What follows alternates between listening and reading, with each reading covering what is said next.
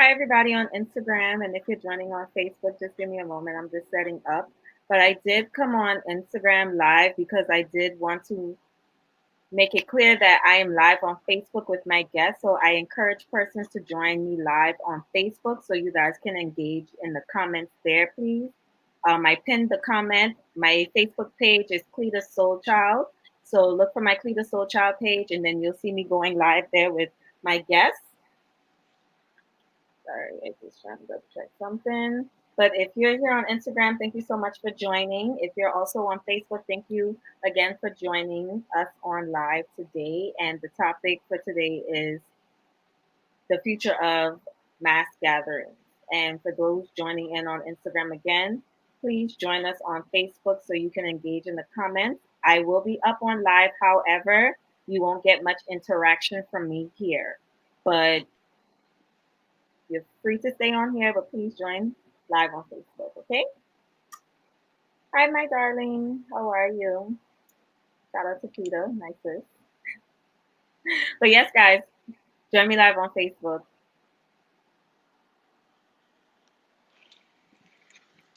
All right, guys, y'all can hear me?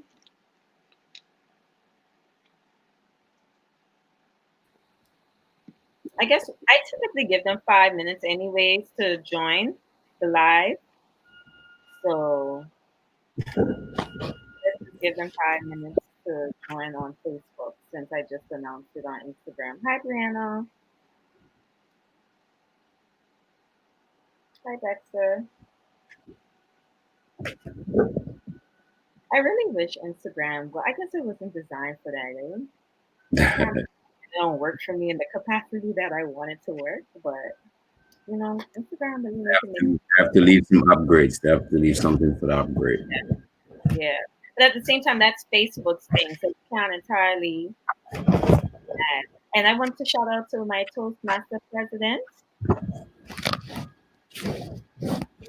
out to the president of Toastmasters in the building. Chance to join. See there. Hi, mommy. I see you join on Instagram Live. Please join on Facebook. I'm gonna go live officially and get this show started at 6:05. But join live on Facebook for the comment section, please, because I won't be as interactive with Instagram because my guests are on the Facebook Live. So be sure to check the pinned comment. Please, the soul child. Hi, mommy. But guys, how you doing? My guest here. Y'all good? Yes. Oh, can you hear me? Yeah, I can hear you. Great. I'm good. We're good. Blessed. I'm excited to have this conversation. And I feel like so much has happened in a week that we could go in on this, but you know, Most definitely. A lot of changes. people are joining on Facebook. All right, here goes the comments.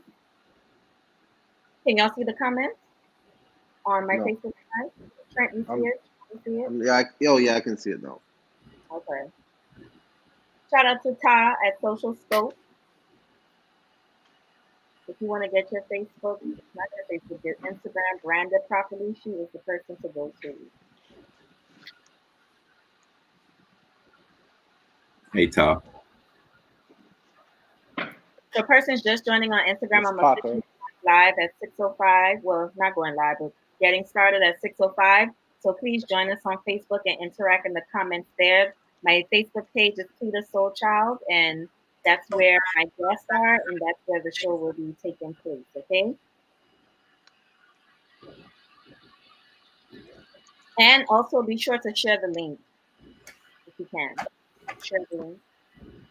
Share the link. Shout out to my mommy. She made sure to get me right to tell me, tell your guests to share the link. I'll do that right now. Just join. We bought him some time. Oh, he's prepared. No worries, yeah. All right, so it's officially 6:05. Tueton will also be joining us. I think he has some technical difficulties, but when he does hop back on, I'll be sure to add him. First things first, I do want to say thank you so much for joining me again on Cleta Soul Child podcast, Making It Millennial. And today's topic is the future of mass gatherings. Of course, I am very tired of talking about COVID 19, our new normal, and just the new reality that we have to accept. However, it is a conversation that we have to have. It's nothing that we can entirely run from. And because it's not something we can run from, I am trying to now focus on how can we accept our new norm? How should we adapt and basically join with like-minded persons to get their perspective and their outlook on it, especially in their field. If you don't know, Mr. Jajuan Harvey from Carpe Diem. Carpe Dream. Yes.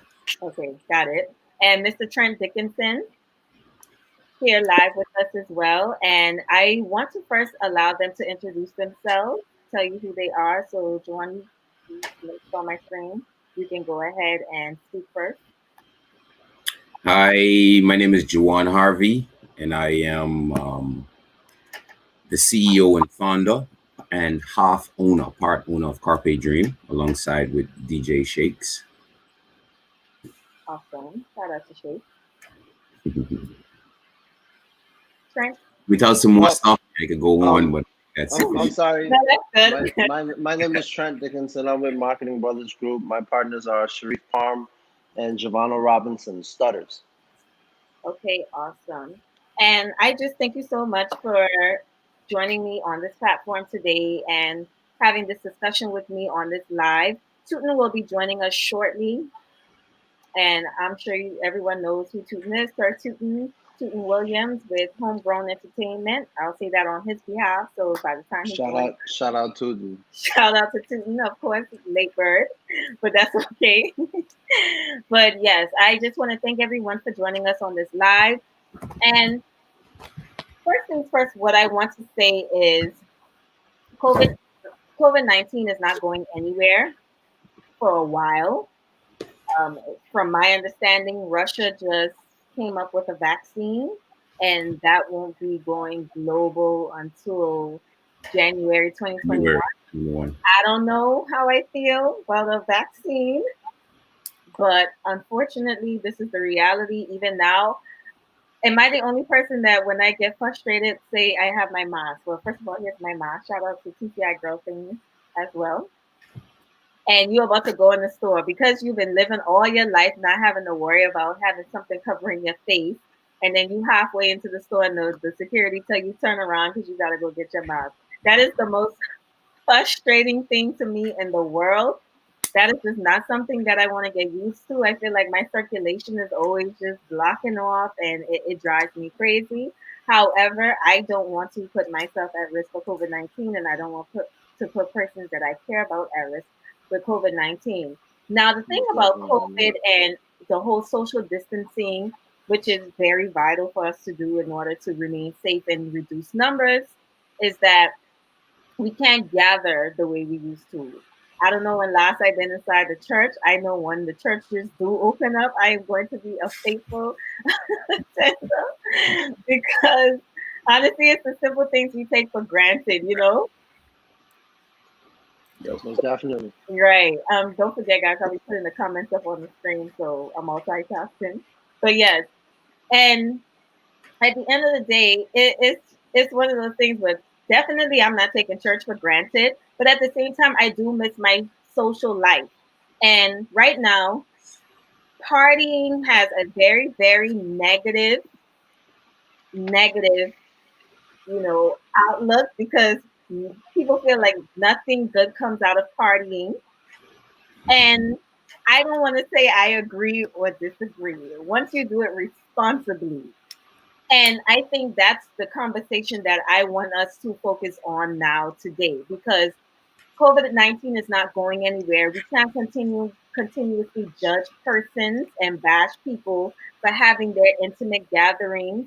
And because it's partying and alcohol is involved, et cetera, et cetera. So people automatically put a negative stigma on it. People automatically try to say that though the rise in cases is coming from the partiers, but I'm here to bust y'all bubble, and Charlene definitely busts it for y'all because when they come on the address, premium, Madam Premium, let me have some respect. On the Yeah. address, a lot of increased cases come from work clusters, believe it or not. And I have friends and persons that I know that have gone to parties and gatherings where they have gone to take their COVID-19 test, and they're not the ones who has been catching COVID or has COVID. So I think number one, we need to be responsible about how we are spreading rumors. And just because you can be home in your house every day and you're not going to gatherings, it doesn't change the fact that you go to the stores. I'm sure IGA isn't for Lysol on every single item in the shelves. And I just want us to be realistic. I'm not I want y'all to think beyond this negative connotation about the the gatherings that people are having. And at the end of the day, if I go to IGA and touch a tuna can and decide, you know what, I have plenty tuna at home and put it back on the shelf and somebody comes behind me and I didn't know I had COVID because I'm asymptomatic and they go pick up that can of tuna and boom, they probably caught COVID from there. There's no real way to trace it, at least from my understanding, because from the last address, they're still trying to figure out the science as well. So, Yeah, first, they still seem to. yeah, they don't seem to have the real science behind it. And I think we just need to be more compassionate and understand that COVID is not something any of us planned. This is Yeah. not something that any of us asked brought on ourselves.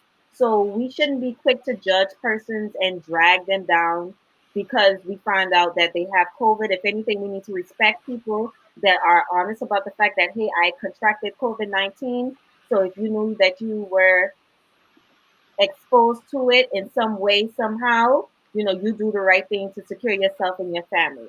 Okay? That's just my opinion, my thought process. Guys, did you have any feedback that you wanted to give based on anything that I said? Go ahead, Joel. I agree with you. It's for us now. It's a different time. We have to figure out other means for those of us that hadn't already had other sources of income. We Mm-hmm. had to diversify personally and figure out other means, sorry, of making money. Mm-hmm. But I don't have a problem with that. I think even when we were having events, safety was the most important thing. I'm trying to keep everyone protected. For a while, we had the issue of like fights and minor crime, and Right. then Which so is still going on which is still going on. So despite we it. Yeah, so our safety precautions used to be more geared towards keeping everyone safe and protected from any violence of that sort.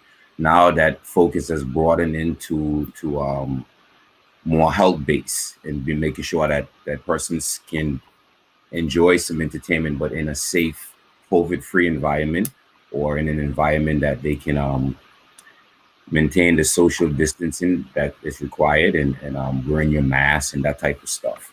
I think all of us as promoters are still trying to figure out exactly how we're going to navigate moving forward.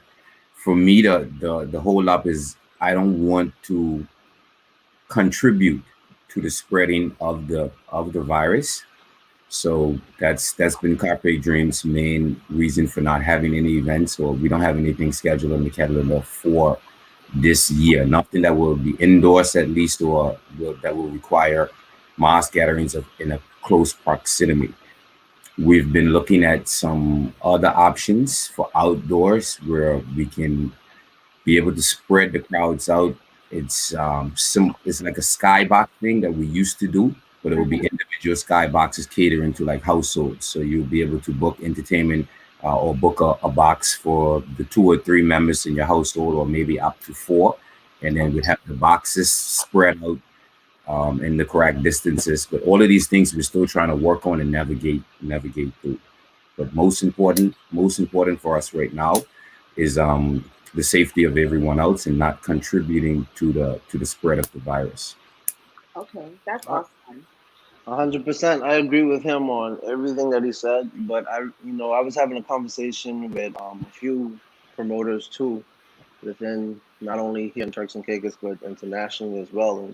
And a lot of people' livelihood is entertainment, and outside of people's livelihood, a lot of people's sanity come from entertainment. Like people need it; they need it in their life. So, being that we got to figure out, hey, well, this is about to become the new norm. This is about to be what it is. So, our team has been thinking of ways on how we're gonna come around this and still have it and still make it safe for everybody, because everybody still wants to party. People taking big risks to have fun right now, and let's make it safe for them to do it. And so that's some of the ideas that we've been coming up with. Tueton's not here right now, but we were actually in the process of launching an event called Park Up.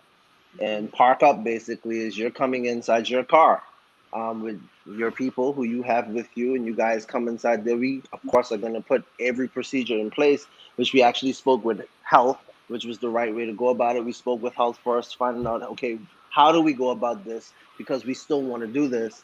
Right. And what that department, they worked with us hand in hand, and they let us know, okay, well, you put these things in place. There's only so much you can do, because every day you're at risk, regardless. Every day, like you said, you walk in IGA, you touch a can of tuna, you walk away, somebody else goes and touch it, you may have COVID, asymptomatic, you don't know. Right.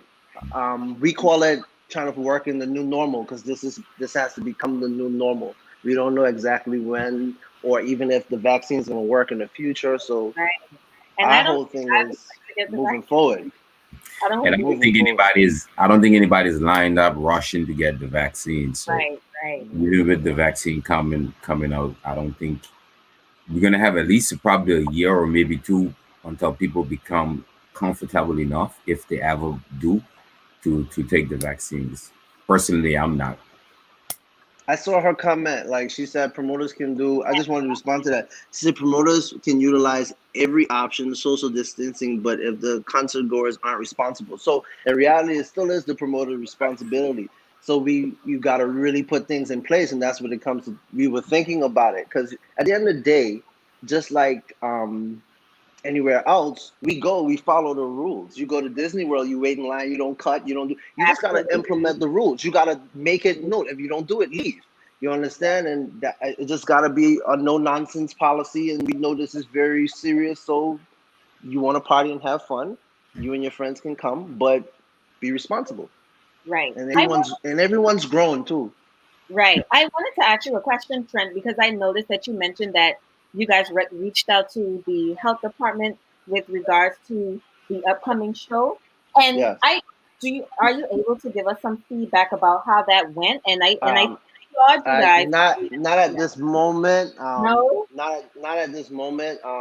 It is positive, but I don't want to share it yet, because we're still speaking We're with them, and speaking it. yeah, we're still working together to make sure everyone is safe, for Right. sure. But I am happy to hear that took place, because my biggest thing was, you know, I am all on board with what the government has in place in order to protect us. At the end of the day, sometimes you have, it's like children. Your children think they know it all, and you have to protect them from themselves sometime. And I think that's what the government is faced with right now. So, the easiest thing to do is criticize how they're dealing with the COVID spread, et cetera, et cetera. However, I do commend them for at least considering to speak to you guys, because instead of them completely shunning it away, because Barriers. oh, He's you're referring to he's the comment. responding to Okay. So what it is that what do we have planned? I saw Honorable Butterfield Masterson. I just Honorable. want to let Yeah. him know. So I want to give you a idea of what I have in concept in mind, and this has already been trialed with partners that we have in Jamaica, with the event that they did. And what they did, they barricaded the cars in. So basically, you come, you're barricaded in 6 foot. Your car is 6 feet from the fence, and Hmm. you're inside your allotted area for you to party. You have access to come out your car, but you only get to party with the people that you're with. Drinks are brought to you, food brought to you, everything ordered brought to you. Same thing, safety precautions will be in place. But the main thing is, okay, we're going to separate you do every rule necessary to make sure everyone is safe, but you still get to party. We're going to check your temperature. We're going to make sure you're good. But you can do 6 feet by creating a barrier around the guests. Someone in the comment has a good point. What about when the consumption of alcohol gets to a point where people aren't controlling themselves? Alcohol drunk people, that's no nonsense. They gotta leave. Right. And then I was also thinking to See, myself, all of these things we're still trying to figure out. That's why it's a hard. it's a very difficult situation. And I think before on our part, on Carpe's part, before we schedule anything with the rise in numbers, I think we'd have to wait until the curve flattens. Like Angie said, the precautions are things that we're going to have in place. Like Trent said, they're going to be barricades, there's going to be security, but there's always the possibility of that one or two oddballs that might be able to get by. So in with every those, situation. yeah, in every situation, with those things, you want to try to be specially covered for, but I think it's just a matter of timing. Mm-hmm. It's just a matter of timing, and right now the numbers are rising. There's a steady increase. So for us, it's going to be not until we see that begin to level off before we start to even engage the entertainment with the social distancing option. But like Trent, to further support what Trent says, even if we do that and we have you partying just with the people that's within your household, it's on individuals. At the end of the day, you have to be responsible. If you and your friends are out, Cleta, you guys are sharing a box, you know that all of you are safe, all of you are COVID free. Why would you want to engage or interact with someone else who you're not sure about? So it has to be some level of personal responsibility. It's the culture, because let's be honest. Say, for instance, we have a party or an event here in Provo, and then all our GT people we ain't seen in 5 months, because I don't know anybody from Grand Turk coming over here often or at all, because you guys have 0 cases there. So, naturally you see them and it's like, man, we're naturally a culture where we love our people, and then we have that strong faith, and at the end of the day you got some people here. I can tell you, right? And I Trent can vouch too, and anyone on here that knows us, there's no one in the Turks and Caicos that loves to hug and kiss more than us. That's our trait, so this has been very hard for us, but we had to adapt. I've been doing a lot of shoulder pumps and cyber hugs and stuff like that. So it's just for that for one, I have to be safe for myself, my children, my family that I'm going to interact with, and also the other person understands that they need to be safe. So in anything you do in life, there's going to be a negative or the possibility of something going wrong. That's Murphy's law. But if you put the measures in place and you take the precautions, I think that you can mitigate the risks as much as possible. Do you think now Mr. Williams, that's actually a location? I'm looking at Mr. Williams' comment. That's actually a location that we're using. Yeah, I think the ballpark is the best place. Mm-hmm. That is a location. What I want to say, I have 2 comments that I want to make. First things first. With COVID-19 and knowing our culture and how we love each other, do you think that will now change the whole dynamic of our culture, and that is going to be something or the thing of the past for us? No, I don't. No, I think we adjust. Turks Islanders, man, Turks Islanders have proven that they're strong and they unite when things happen like this. Whenever something historic and horrible, or just like even with this pandemic, people are being creative and thinking of new ways to come together. Friends are more closer than ever. Like Turks Islanders they're not gonna lay down. We come together for sure.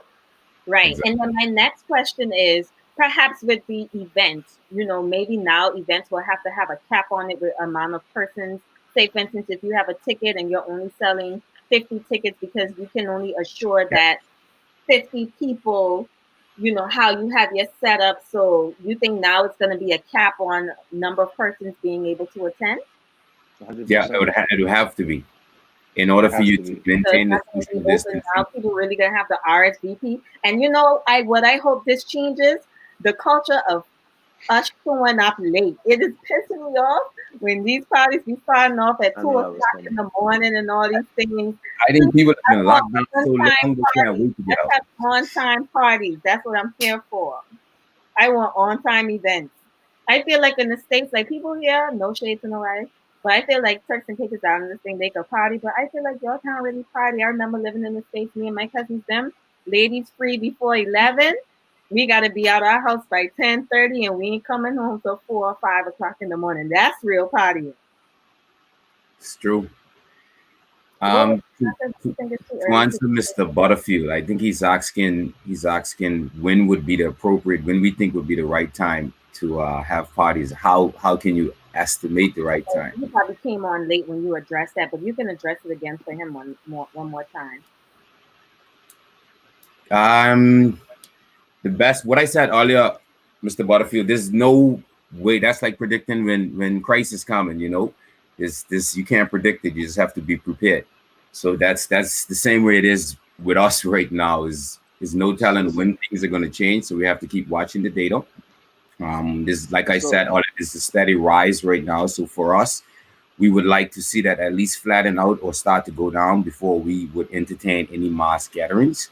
For one, we don't know how it's been spreaded, and we don't know who has it. And as the minister said, a lot of people are asymptomatic, so it could be or it will be a bit risky.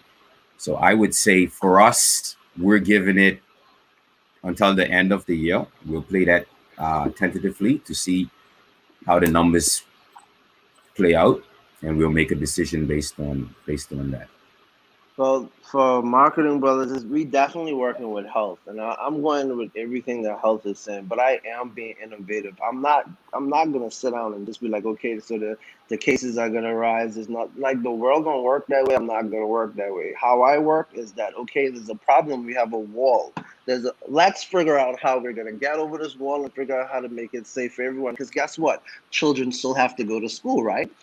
Guess what? People still have to go to the grocery store. Cases are rising. Case 2, 1, 2, 3, the surge, what people still have to live. Why is it that entertainment, which is a gathering I understand, and any other gathering, it falls in the same place? You're responsible, you implement the right ways to protect people, to make sure that they do what's right.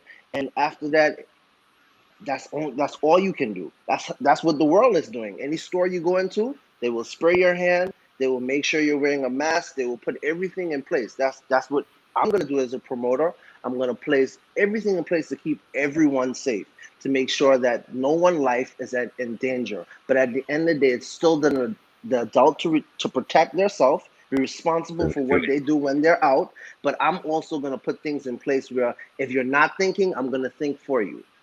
And first off, I'm so happy that you said that, because what we need to also be honest and with ourselves and take into consideration at the end of the day, I'm someone that wants to have fun. As an adult, All, the least, what you say, obviously? all of us, all of Oh, us.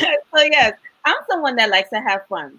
You having an event is a privilege to me in these times. As an adult, it's only right that I adhere to your laws and order. And it's a reflection of you going forward. If I want to look forward to a Christmas event or next year something, a New Year's party or something like that, if unless us as adults comply by the law and the rules that you put in place in order for us to have fun, clean, COVID-19 fun, you also have to take that into consideration, and it all goes hand in hand.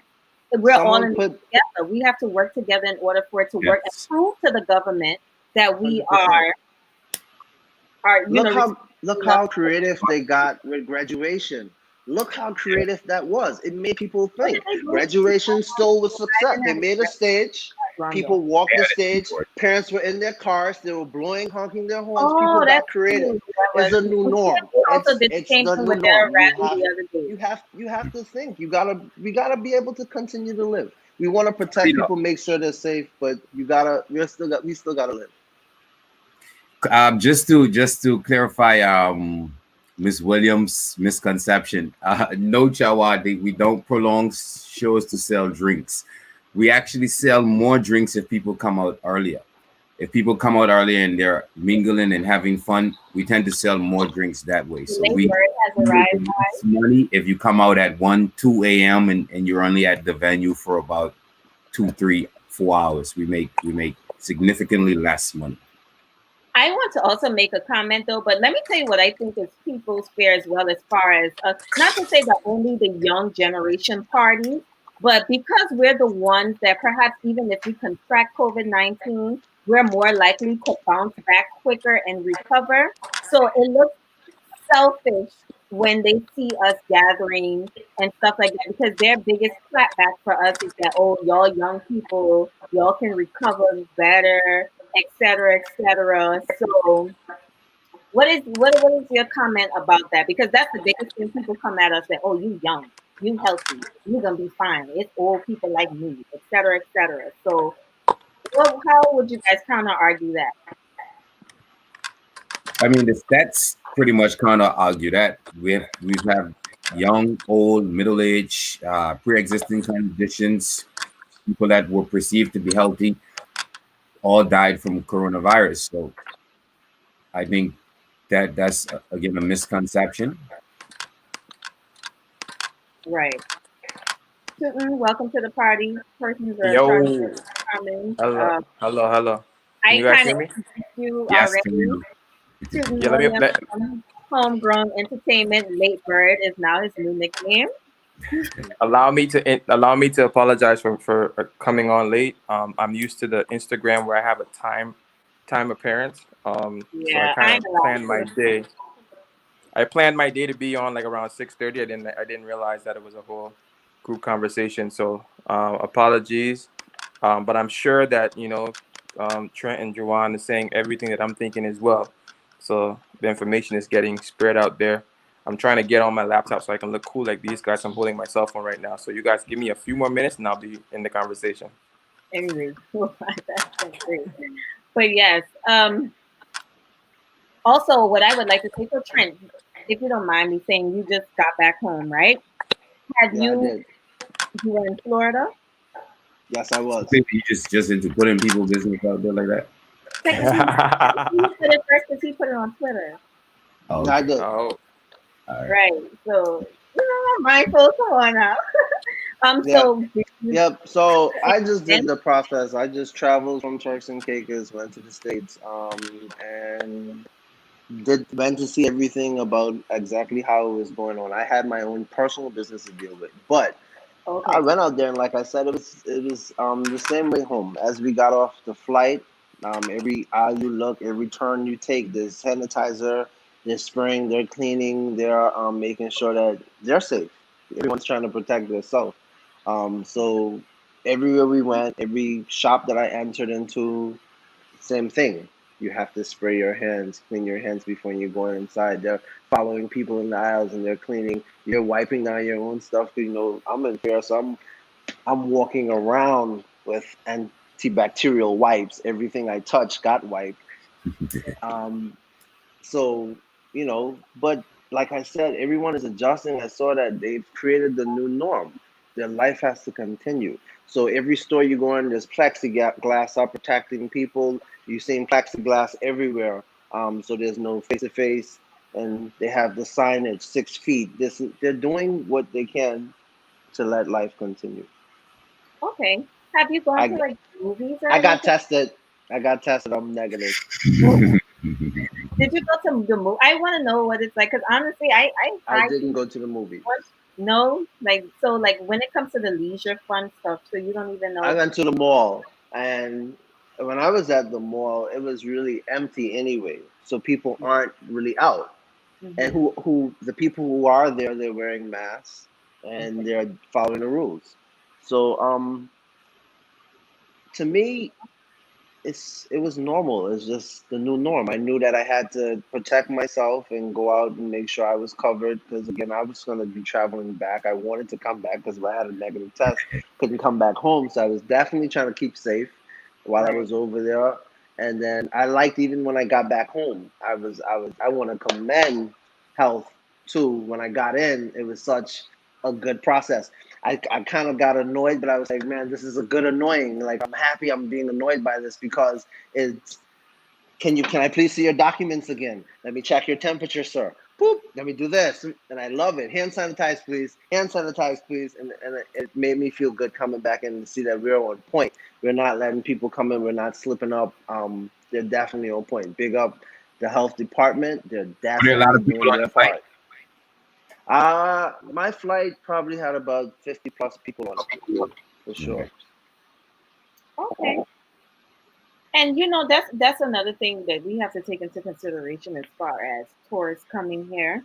It is dead to me in Provo. It's not what it seems, although we're open right now. We're on curfew until 10 o'clock.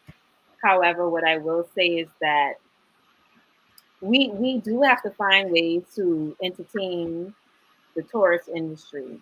It's only so much food they can eat. I mean, the most they're doing right now, in my eyes, the most they're doing is probably going to restaurants.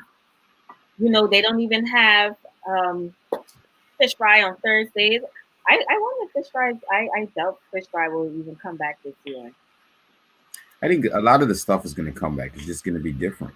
Yeah, it's going to come back, but not this year. I have persons that have been saying, man, they can't wait for Christmas season. They're at least hoping that Christmas season we can have. And I'm like, ain't no Christmas, baby. I don't know.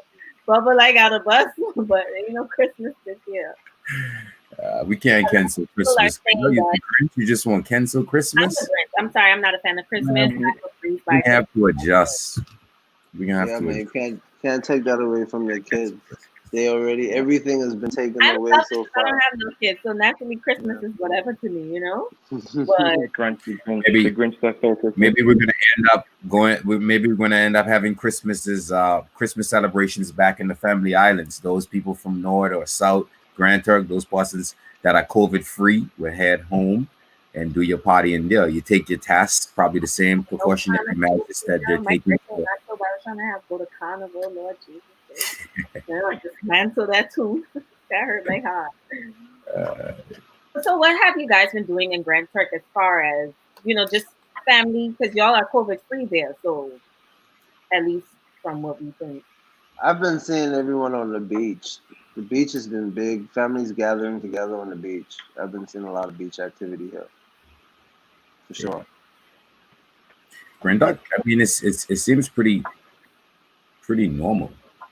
Yeah, I feel like you guys are probably the only normal between North. I think North Caicos, between North and Grand Turk and Middle Caicos, all of you guys are.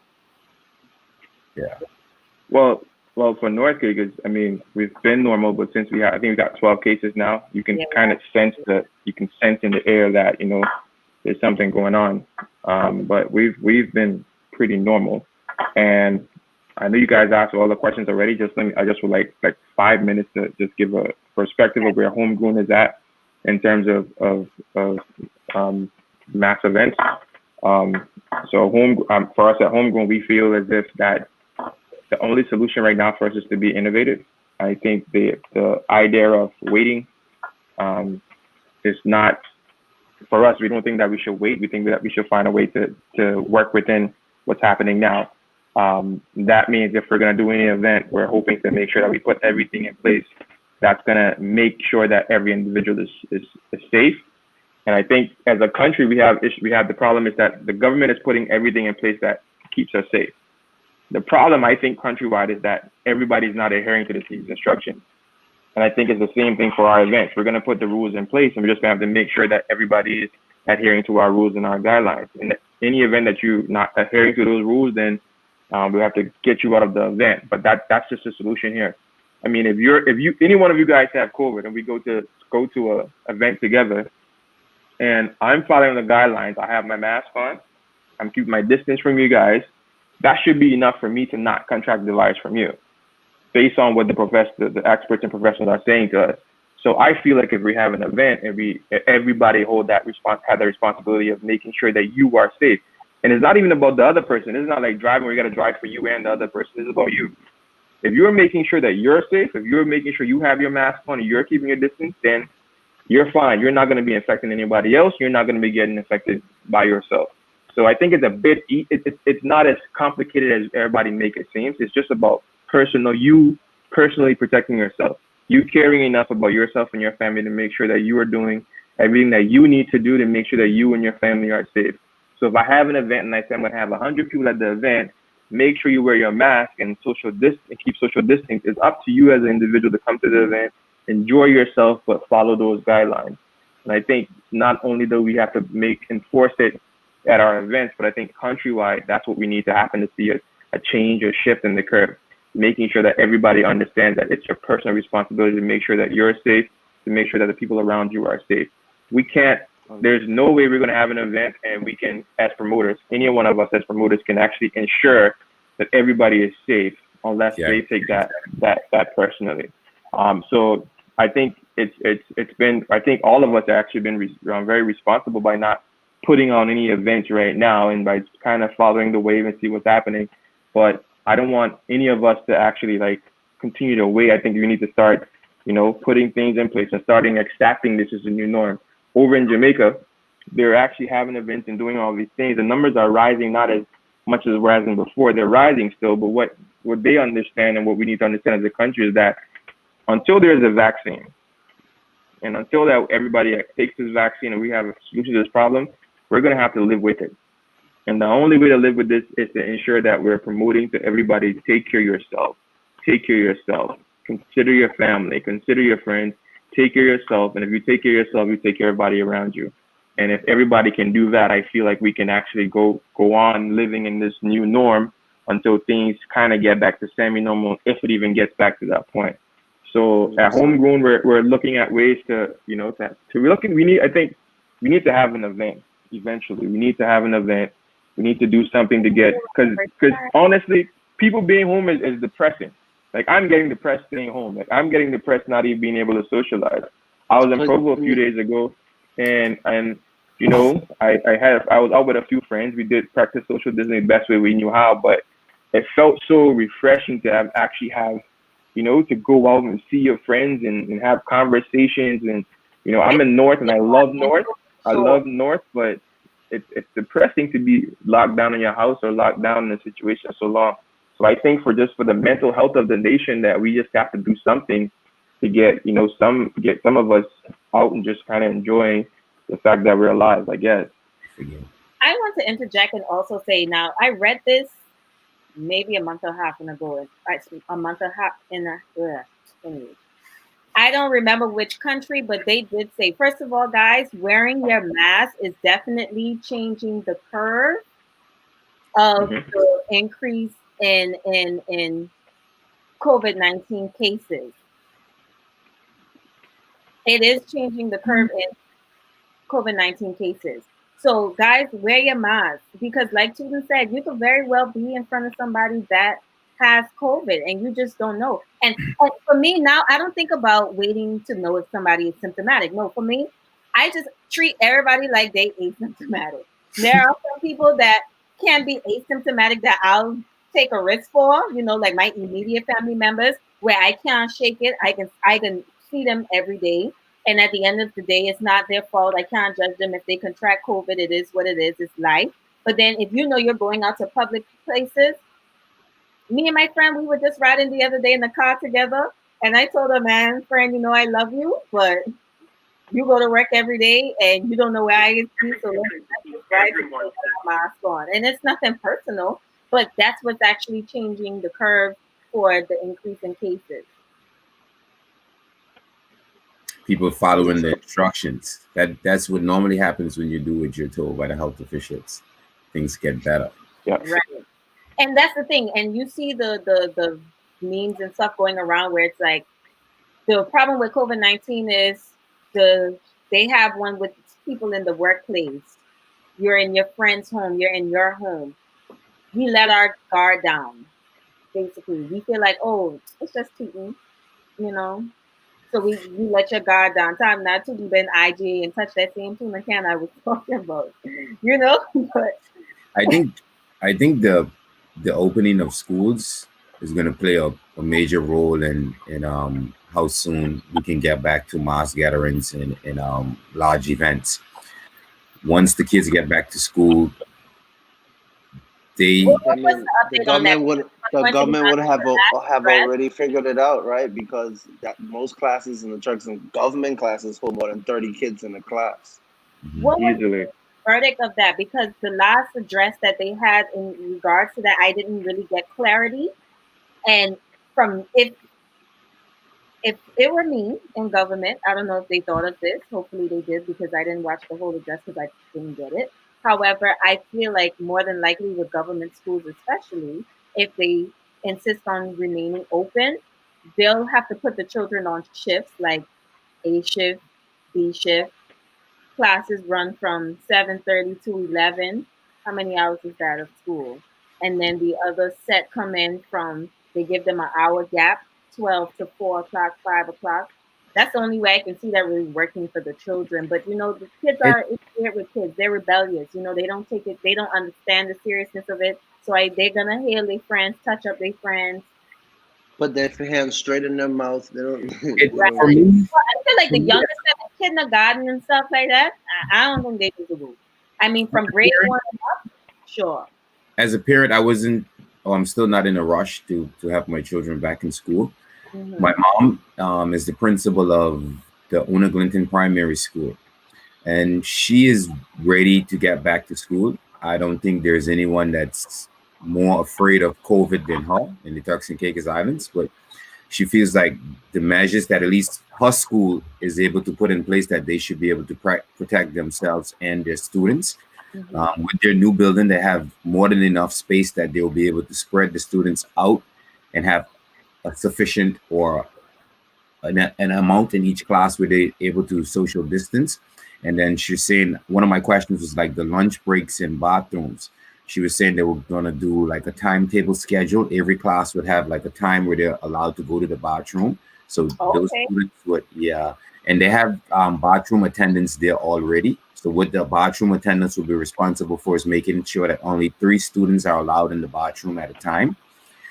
As for lunch breaks, the classes would take breaks periodically, and they'll be monitored by the groundskeepers and the teachers, so that there's not any interacting with other classes or a lot of the measures that she laid out to me. I think they're going to work, and they seem to be very responsible. I don't know how many other government schools have the space where they can spread out or utilize those same measures, but I think something is going to have to be done. For me personally, I think with Grand Turk still having negative cases, you try to keep Grand Turk as safe as possible, and then you open up Grand Turk Don't let your schools. guard down. Your Yeah, down. you let your guard down. You open up Grand Turk schools slowly, and you monitor that to see where you can. You guys are the best. You guys should be the test run. I think that should be tested on you guys first. I didn't want to use that word. That word sounds a little. Right, but Scary. I wouldn't be- I couldn't figure out a way to say it. But I mean, I feel like, but yeah, yeah, so. And just to interject, like all the plans that you said that your mom has in place is actually, it sounds like everything that needs to happen to ensure that we can open the schools up. I think the problem is we think this problem is so big that we're overthinking it. Mhm. The reality is like driving. Wear your seatbelt. As simply as that. Wear your seatbelt. If the police find you not wearing your seatbelt, there's a fine. right. People know there's a fine, they wear their seatbelt. If everybody is doing what they need to do, or if the government, or if we're having rules in place and making sure that everybody do what it needs to do, then we shouldn't have this huge problem of COVID, especially with the population of under 40,000. The reality is there's no enforcement of, the schools are better because the kids are going to listen to teachers.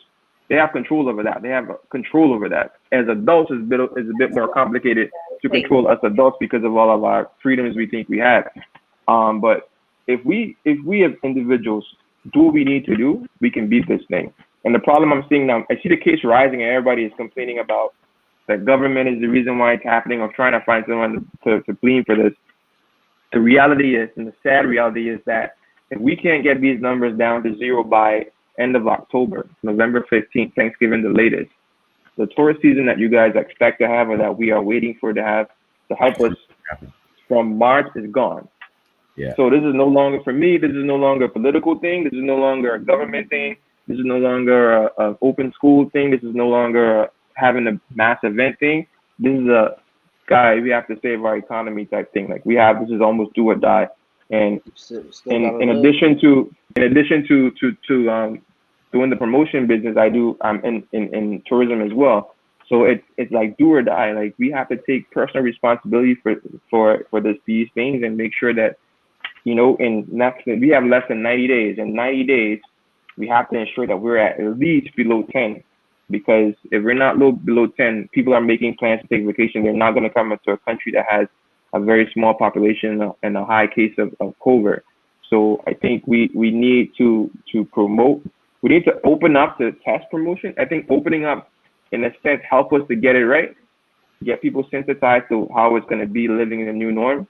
So closing us down and then trying to open up abruptly to say, hey, let's go out and test this product or test this new way of living is going to be kind of complicated. I think it's best for us to try to open up slowly before we open up to the country, to the world, open up the country slowly so that everybody in the same country can get used to the new norm.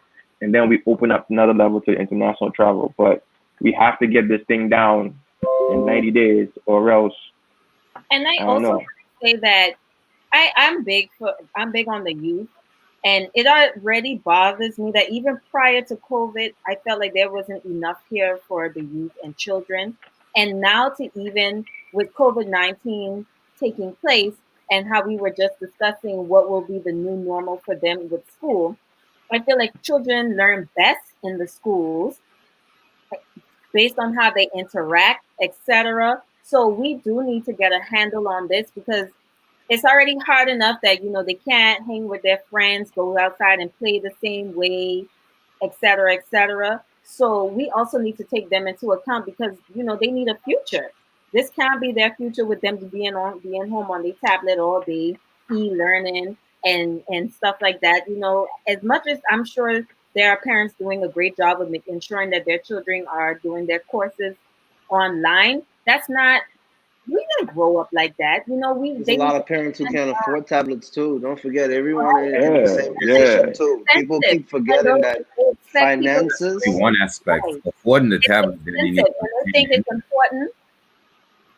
It's important that we get that in place for them at least. I want them to have fun. Mhm.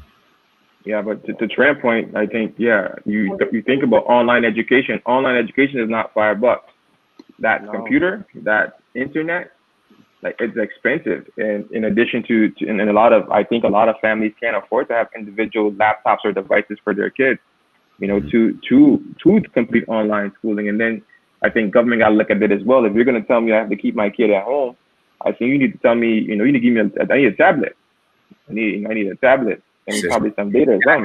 I think that the government can. I don't think it is a big issue. We don't have that much students in the Turks and Caicos that don't have the ability to get a tablet. I think the government can find the assistance if needed. I'm looking at Ms. Williams that she's not sending her children to school unless she's satisfied that the measures are effective. And I agree with that statement. I think it should be a personal choice for each household that the parents decide, but you give them that option where there's still the possibility for e-learning, even if it's only offered 3 days out of the week. Because remember, the same teachers have to teach the students that would be on the Zoom classes. So if you offer 3 days out of the week online, or 2 online and 3 in school, and you figure out some level of compromise. But if the government we already have a culture of blaming the government for everything that goes wrong.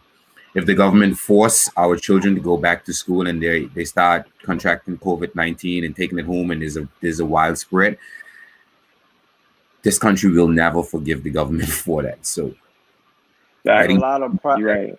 Yeah, that's a good point. Yeah, that's a good point. Yeah, that's a good point. Very, very cautious with. A lot of private schools in the United States are letting their children be homeschooled. They send the curriculum, the books, everything that the children's need, and it's up to the parent to take on the responsibility. A parent decides that they don't want their child to go, I think that's another route that they can take too. Yeah. Yeah. So I think that's what it is. It should try to find a compromise where there's an option of either or either. Those parents who are not able to facilitate their children at home and they feel safe enough to send them to school, then you allow them to do that. And those who don't, Miss Right. Rhonda said that many parents cannot afford to keep kids at home because they have to go to work, and that is true. That Yes, is ma'am. about Yeah, it. That's that's what I'm another saying. reality. There's going to have to be some compromise because no one solution is going to be good across the board. No It matter what won't. Right. they decide, there's going to be some people that feel like it was the bad decision or it wasn't the right decision. So, Yeah, and I think what you said, Jajuan, is straight. You need to have two options. You need the two options. You need the two options. I think you limit the data that persons are going to be in classrooms, and then you kind of push other persons to do it online. Parents and kids who can afford to have their kids at home, maybe they take that route, and you kind of the parents who can't, you let them go to school. But there has to be two options. There has to be two options. If you can't give them the first option, everybody to go back to school. So, and like you say, it's a difficult decision to make, and I mean, any government at this point in time, it's just difficult decisions to make. Oh, I just good. feel There's like nothing school here. you There's need to nothing. just make a decision and let's work with them. Make a decision, let's just work with it. Right. I think Miss Williams is saying that That you can person homeschool. That's what. or you need to seek approval. You need approval from the Yeah, she ministry. said that the benefit, To keep them home. for the benefit of all, Jazz the General outlined that the legislation allows the prior approval for the Minister of Education Department to homeschool their child. The Education Department to homeschool their child. Yeah, you can. So yeah, I guess you Well, probably Yeah. just have to write into the ministry. But I mean, to be honest, homeschooling your children is something that we should be doing anyway, not full scale. I'm not saying keeping them home all day away from class, but I'm saying that there should be some level of homeschooling going on. So after this pandemic, all those parents that have been playing more active roles in their children's learning, I think that should continue. And you spread into topics that are not being taught in school or in the curriculum. So you look at finances and family structure and those kind of stuff. And get creative. And one thing, we need to use the internet for more than just social media. I'm not a parent, so forgive me if I'm overstepping my boundary by saying this, but at the same time, use the internet for more than social media. Get creative. Pinterest has a lot of ideas of at home activities that you can do with your children despite their age.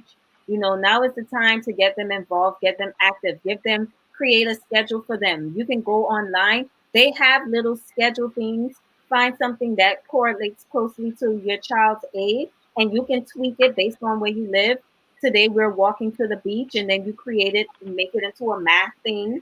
It doesn't have to seem like all is lost, but Miss Freitas made a point that I want to just address because Miss Freitas is saying that after 5 months of not working, a lot of parents aren't working. I don't know if y'all know that, but a lot of Mhm. people have no income right now, none.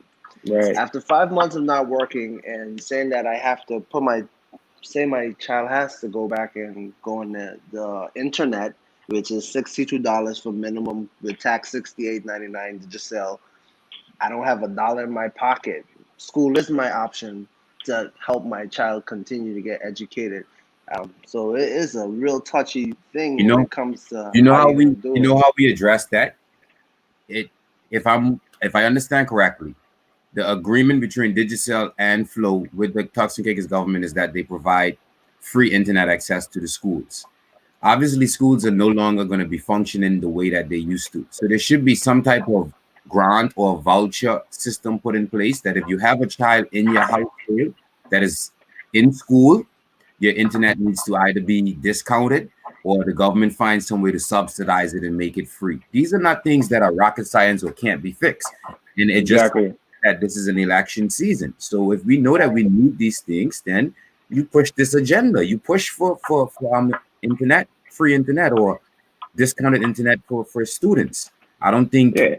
Flow or Digicel from a marketing standpoint would want to be the company to go against something like that. So it just takes negotiation. The Ministry of Education, somebody on the behalf of our students, need to go and sit down with both companies and figure something out. But all of Um, these things are figured out. Somebody And I, mentioned that our teachers. I want to bring that up because we haven't mentioned teachers yet, and we gotta think about them too. That's a lot, like to do even blended classes, teaching, going online, and them still having their own life. Like it's so much to think about in this, man. It, I don't know if we're gonna have to get help from somewhere else, where we bring independent contracted teachers on board to help with the virtual side and leave our teachers in the class, but you got to think of different ways on how to do it, because you got to think there's a lot to think about when you're talking about COVID and getting everybody back together too. Right. And I'm glad we're actually touching up on this. I think I say that I'm glad we're actually touching up on this side of it, because yes, even though we're talking about mass gatherings as far as partying and promotions, but I think that's the biggest mass gathering, school system. Right. Cleta, I was just and Cleta, you got the experts. You got the experts with this. Yeah. What I was about to say, Cleta, with the opening, oh man, I lost that frame of thought. I'm sorry to cut you off. We were talking about the schools. Let me try to get it back. Why he's getting his thought? Again, what he said about the whole voucher system, it makes perfect sense. If digital or line flow can give each student a code to log on to one of their routers to say, hey, you're timed in from 8 a.m. to 1 p.m. for your class session. That way you can, that code works for that student. He uses that code every day, so you can get online, and then the government would subsidize the cost. It's easy work. Great idea. We can work through this thing. I just think we need to talk it through, and I'm sure, and I hope that the ministry is trying to work through it. But there is ways and means to get through it. I mean, the problem is, we're thinking about mass gatherings and schools opening and everything. My focus, and maybe because I'm in the tourist industry, it's probably why I think about this so much, is like, how are we going to generate income with the situation we have in November? Tourist season for us typically starts November 15th, Thanksgiving time. So we have to time with myself where if something don't shake, something gotta shake. Like we gotta, and it ain't. I'm off the government. I'm off the government trying to figure the government figure it out. My thing now is trying to educate and trying to inform as much people as I can to say, hey, I need you to take a personal responsibility right now. I need you to do exactly what we need to do right now to ensure that we are, if government, where they're saying wear masks, I need us to wear masks. I need us to, to social distance. I need us to be responsible to ensure that November, December, that we do have a tourist season, even if it's late as January.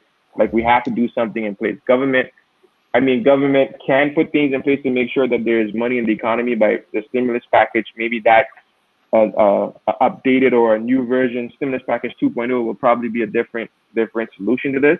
But in absence of an actual stimulus or unemployment benefits for us in these times, we have to find a way to get COVID under control so we can actually have a tourist season, so we can make some money to pay for the internet, to pay for these tablets, to take care of our kids, take care of our situation. That's a cycle, and that's what people need to understand. It's a domino effect.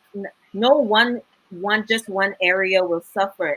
We all suffer in all departments, all areas, all over these islands, whether you have COVID cases there or not. We're still one country, and it all affects us. It affects all of us. Cleta, you know what I was going to say? I remember now. I don't think. You wrote it down too, so you were. Yes, I did. When it came back, I wrote it down. Yeah, like anything else, I don't think we want to go back all the way back to the norm with schools. Let's just say hypothetically, we open schools up again like we normally would, and there's a spike in the cases. God forbid. What do we do next? We lock them down again, wait for it to go down, and then we test this we try it out again. I don't think that's a wise move. We have to have a plan B. We have to approach this as if we were going to have a rise in cases, as if the children were going to contract the virus. Then what? What do we do next? So I think the ministry has to have a contingency plan, so that I think that backup. Because you just made a point. You said for instance, you say we send them to school and then the cases go back up, et cetera, et cetera. Imagine what that does to the children's mental health, because I know a lot of adults have been discussing our mental health and, you guys at home with your children figuring out your next dollar, et cetera, et cetera. But, that's playing on children's minds as well, because now they don't understand the whole concept of a pandemic and how this changes the world forever, especially for their future and them growing up in this. So we have to lay the foundation for them to live with this going forward as well. Yes, and we have. I don't know. Go ahead. Sorry, I don't know if if you guys are following like China, Asia, like is implementing everything you could possibly think of to continue life because they already have it. They understand their numbers are so big that they gotta had it for a think. while. So I saw a video where a kid was going into a class and they're kind of showing you a virtual video of how this will be. So the child comes in before he enters the door, he washes his hands. He walks in his class, he washes his hands. Inside his classroom, there's plexiglass to his station with a little door. He's fully covered all around, and then his teacher starts to teach. They're thinking on new ways of being innovative. You have to start being innovative. Tueton said it. There's no way around it. You got to start thinking on how we're going to continue, and that's it. And we everybody got the problem. We all know what the problem is. Nobody's coming with no solutions. Nobody's coming up with ideas on how we can beat this. I think people are coming up with ideas, but I'm not sure how well the government is as far as taking into consideration outside, so such as ourselves. I don't know if they would take anything that we're saying now into consideration as something to use, you know. And like Tueton said, it's not even just about politics and government and election and any of this anymore. It's just about surviving, you know. Yeah. And that 90 days that Tueton mentioned, the 90-day span that we have to either flatten the curve or begin to decrease cases if we're going to attract tourists. Within that 90 days, schools are going to open. So whatever is going to happen is going to happen in September. So that's going to be the deciding factor for a lot of things. Yeah, and I think like conversations. I guess I'm sure the government have these brainstorming conversations because honestly, just the 30 minutes I've been here already, like we have already thought about things I haven't even thought about, like the plexiglass thing Trent just talked about. I haven't thought about that. The voucher system that Jajuan talked about, I haven't thought about that. So I think it's important to get bounce these ideas around. And if we continue to bounce these ideas around amongst each other, we can find solutions to these issues. It ain't hard to beat. There's one person that's saying, I don't remember what it is, who says that COVID cannot be our demise. Like we cannot let COVID be the reason why Turks and Caicos is never what Turks and Caicos is. Like we pride ourselves in being a top destination. It shouldn't be just for tourism and luxury. We should be top thinkers. We should be top innovative in education and all that. We overcame ice. We can overcome anything. We overcame. Yeah, we did it already. So let's not stop doing things. I think we're just more stuck in that phase of arguing about the problem and not solution oriented. And I think that's where I am getting fed up now. Honestly, I'm fed up now. Yeah. Anyone that knows me, all my friends, anyone that speaks to me, you can't bring me a problem without a solution. If you bring me a problem, hiding something that you think is a problem within my life and you don't have a solution, then you are a problem. I don't need it. A friend of mine said to me last year, he was like, promoters are the best crisis managers. Yeah. Just promoting having an event. Promoters what? Crisis managers? Crisis managers. You better believe it, boy. One thing about people, listen, one thing I will always say, people don't understand when it comes to event planning, that is no walk in the park. Because whatever can go wrong will go wrong. You always have to be on your feet. Yeah. If it's not about the sound check, if it's not about something arriving late, the artist misses his flight. The artist misses his flight, or it's just always. It's Murphy's law. Anything that can go wrong, will go wrong. Yeah. It goes on, especially in entertainment for some reason. 100%. That's why it's called entertainment, because it's funny to see how it all plays out, honestly.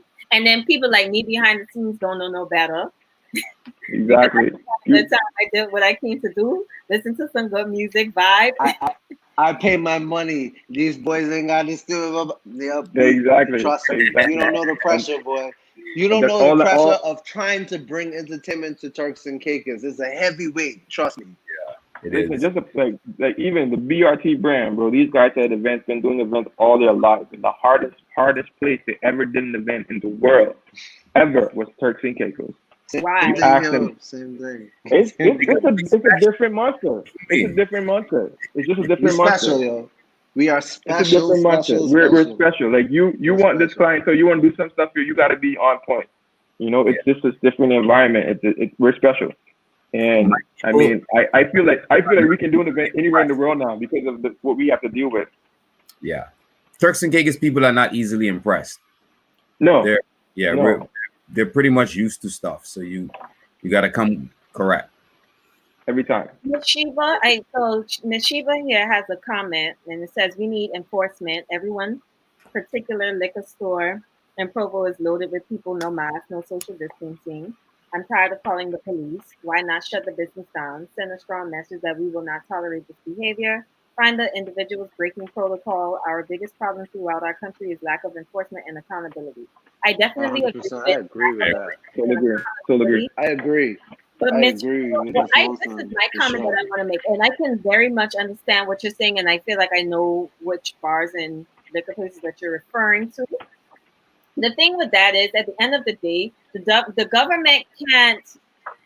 Right now, all businesses are free to open and do business, and we all have a curfew time, and they have their curfew time to shut down, right? So government can't target these places and be like, hey, you have to shut down, et cetera, et cetera. Now, granted, once the police go down there and prove that they're not following procedure and the protocols as to how many people are in there and if they're wearing their mask, yes, I completely agree with that. But I feel like that's why I want us to have this conversation, because it's easy to target these places and shed that negative light on that when there are perhaps bars that are adhering to the guidelines but nobody's following it, and that's the problem with social media. I'm on Always a Snapchat, bad apple. right?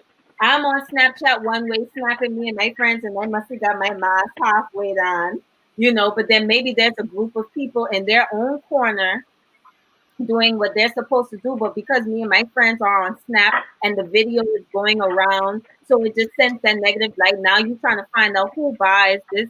They down by Cleta Bar, not adhering to the shut down Cleta Bar. Now you're gonna shut down Cleta Bar, and I'm not trying to promote and enforce the behavior of that, but what I am trying to say is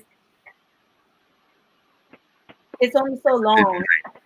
Man, Say it again. If anyone lives here in the Turks and Caicos, individual responsibility. listen. Let me ask you a question. You guys live here, right? Have you ever dealt with? All right, so you guys live here, so you definitely can understand this. You walk in the store, sir, please put. I ain't putting on no mask. Real job. Am I supposed to go to him and say, here? I can tell him get out.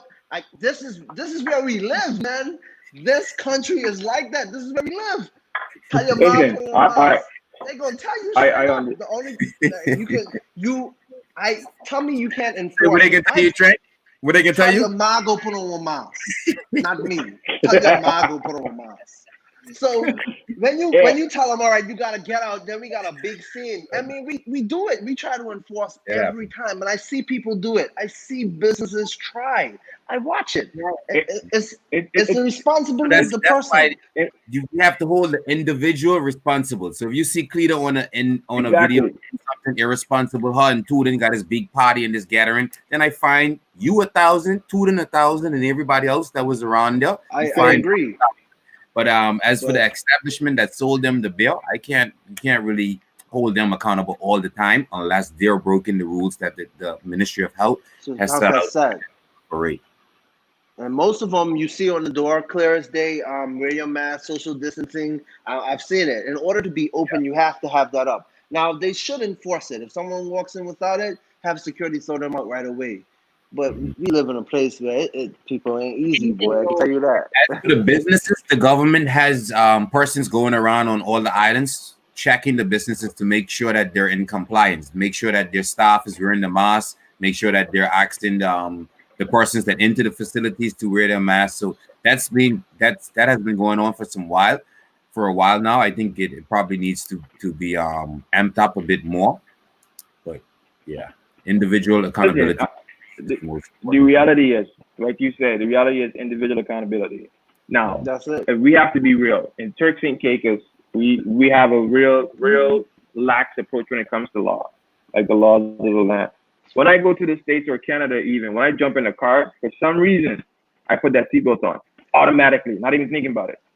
Seatbelt on. I go to Provo, it's not in my head. I may be driving and see a police and be like, oh hell, and put the seatbelt on. North Caicos, same deal. When I'm in Turks and Caicos, I don't feel the pressure of putting on a seatbelt, and that's because our enforcement laws has been so lax over a while that we have created this culture that we have that we're almost lawless in a sense. But at the same time, you can't punish an establishment for individuals not following the law. I think the establishment needs to put more emphasis on making sure that everybody who's in their presence are doing what they need to do. But the approach of closing a whole store down because someone barged in without a mask on and you're telling them to get out of the store and you know they're not listening to you, I think that is kind of flawed. But I think, yeah. Miss Bean said that we need to stop increasing the clusters of people, and I agree with her. So we need to limit the amount of people that need to put extra effort in that. Hey, if we wear no mask, like our future ain't look good. It ain't gonna work. And honestly, it's not. I don't know why we complicate it. I will say, in the beginning, it was very annoying. And at the end of the day, I realized that life had to go on. At one point, I started creating a schedule for myself. All right, Mondays, I don't leave my house, blah, blah, blah. Anything that I need to get done, I'm going out on Wednesdays and Fridays to get what I need done. But eventually life happens. You got to get up, so-and-so call. You got to get something done urgently. So I have to adapt and say, all right, this thing ain't going nowhere. I tried to be oblivious to the fact that COVID was going to be done by September or something, but it's not going nowhere. So now I will tell you all no lie. I lost this mask. I didn't lose it. It fell somewhere in my place, right? And I almost died because I'm like, oh my gosh, I got to be wearing the nurse mask.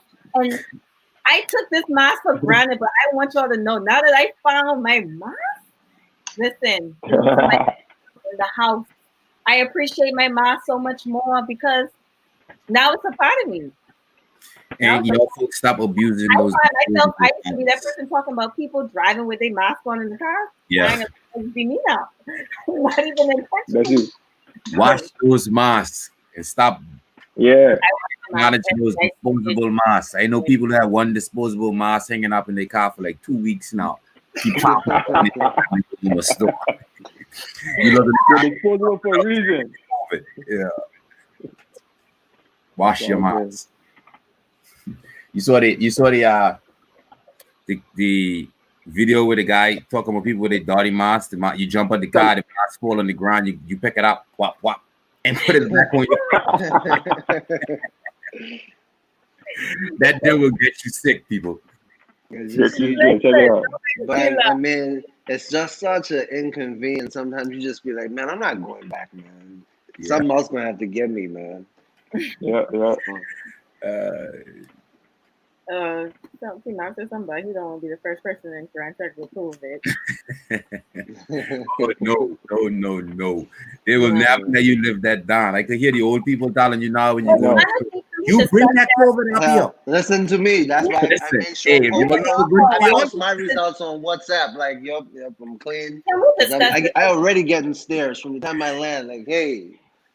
I want us to discuss this. We really need to change our attitude about finding out persons have COVID. I don't understand why people are being very heartless and immature about, oh, y'all know so-and-so got COVID and blah, blah, blah. Yes, we understand that people gossip and stuff like that. But, at the end of the day, we need to be more sensitive and mindful to the fact that people, yes, are contracting COVID. How they got it, at this point, it doesn't matter. They got it, but now they need to focus on getting over it. And we all need to get over it. They need to get cured, reduce our numbers, and move on. We need to really be more sympathetic.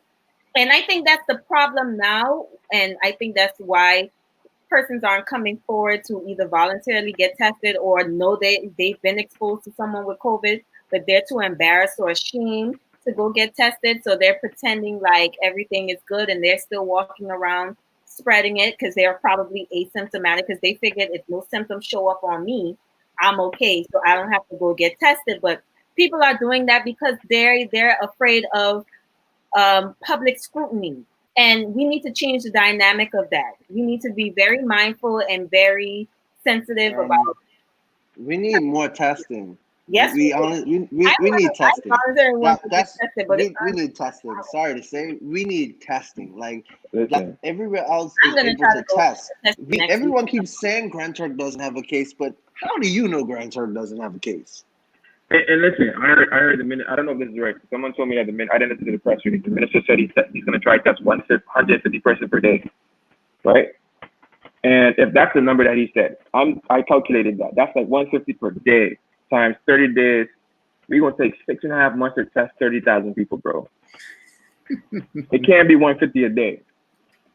It cannot be 150 a day. I hope he meant 1,500 maybe, and said it, but at 150 a day won't work. We need mass testing. My solution to this problem is this: shut the country down. Honorable Butterfield said, call a hotline. They come to you. But from my experience, it's like if you don't have anything, they're not coming. That's what it is. Like, you're symptomatic. They ask you questions. Yeah. Okay. So it's like I have some friends who have it. Well, not a friend. The person who has it from Parakeet, one of the friends of mine, she called and she was like, it's crazy because she does not know how she got it. Like she did everything that she needed to do to not get it. She does not know how she got it, and it's mind-boggling. People are looking at her different because she has it. She has absolutely no symptoms. Like because she is so paranoid about it, she's kind of creating symptoms in her head. Like she would be thinking, "Oh, I'm sweating. I have cold sweat." All of a sudden, and you're like, "Yeah, you're sitting outside in the sun. You're gonna be sweating if you're sitting outside in the sun. Like it's not a symptom."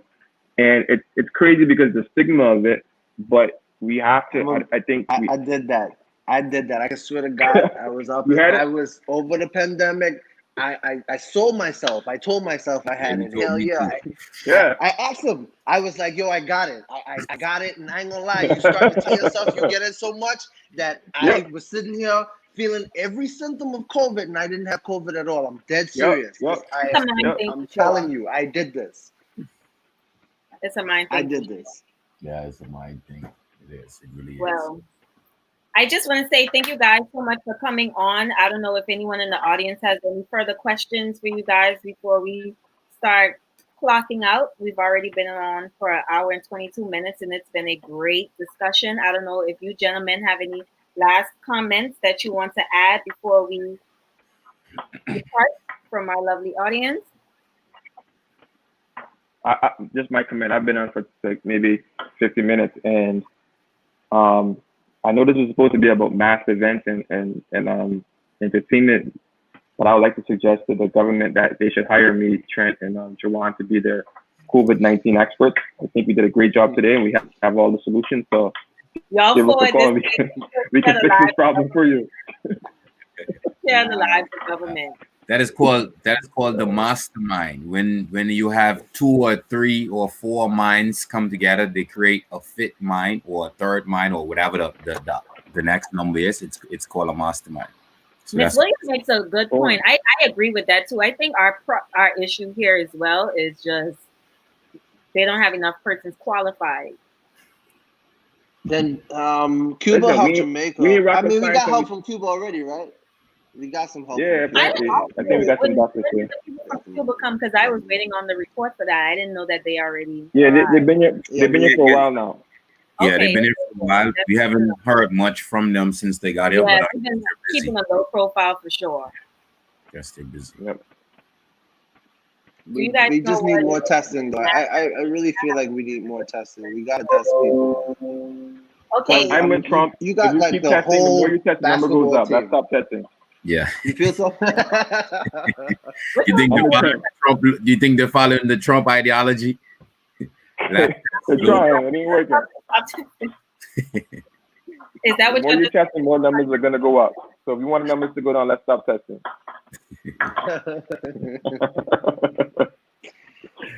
Yeah, but I do want to thank you for having me on the show tonight. I really appreciate it, for giving me a chance to express my opinion. Definitely agree. Thank you for this platform, for doing what you're doing and making everybody aware. Of course. And, I'm doing my best.